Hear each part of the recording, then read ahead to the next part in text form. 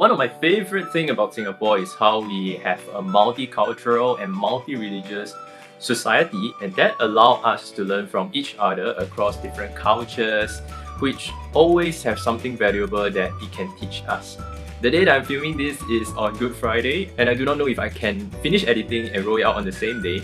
So wishing all our Christian and Catholic viewers Good Friday and Happy Easter. And as for the rest of us, have a good holiday.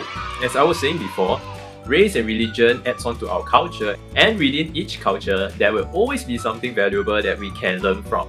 Full disclaimer, I'm a Buddhist and I'm not a Christian or a Catholic, so my knowledge in religious topics may be limited, in fact even for Buddhism, so do correct me if I'm wrong in any of these things that I'm going to share. Based on my knowledge, Good Friday is the day where Jesus sacrificed himself for the sins of men. And the next day is when he revived, and that's when they celebrated Easter. This is based on my limited knowledge. But in any case, this seems to be like a good prompt for us to discuss today's topic, which is on gratitude. Simply put, gratitude is just being thankful for the things that's happening around us. And the first question will be, why do we need to be grateful, and what's the point of being grateful?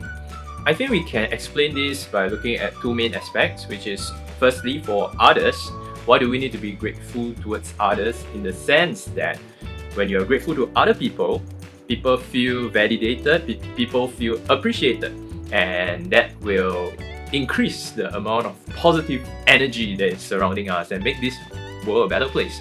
I guess that is pretty obvious and most of us know about that. Interestingly, gratitude does not only affect other people, but it also have a huge impact on the person who practices it. One of the most obvious way that practicing gratitude can help you is how it affects our relationship. If you are somebody who is appreciative, naturally you will be more approachable to others, and people will like to help you further in the future. In addition to that, research have also found that by being grateful, it is one of the best ways to help us detach ourselves from negative emotions. And that will help us greatly in improving our mental health. This brings me back to my uni days, where I gave myself a quote to live by, which is that when life is treating you like a it's time to count your blessings. Pardon the language, but I think that kind of summarize those angst that you will feel when you are upset or you're down, and I feel that those are very important moments to catch yourself and remind yourself to be grateful. Yeah, so being thankful really does work at times where you need to recalibrate yourself to a better state. According to a study, which I will link in the description below, the effects of gratitude actually take some time to show itself, and it can last for a pretty long time thereafter. In other words, there's sort of like a snowballing effect of gratitude. So what's the relevance of this information? It tells us that it may take a while before you feel that difference, and you may not feel that dramatic improvement in your mental state with your first exercise. So highly encourage you to stick on with it and go through it for a period of time and take note of the little changes that take place inside you. But I would say that for myself personally, after each gratitude exercise, I usually feel a lot better. It is quite fast acting for me, so try it out and let me know in the comments below. While I would say that being grateful is like a mental habit that you have to cultivate over time, there are things that we can do to help us cultivate this habit. So the most common practices will be to keep a gratitude journal or to write some gratitude cards. Just like the other few videos that we have posted beforehand, if you haven't seen them, do check them out. I have also created a template which you can use to help you in this process. So do head over to our website and download those templates if you think they will help you. Now let's do a quick run through of what is found in that template.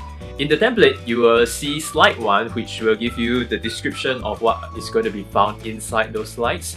And slide 2 and 3 will be for those people who would like to print out this template and fill it out by hand.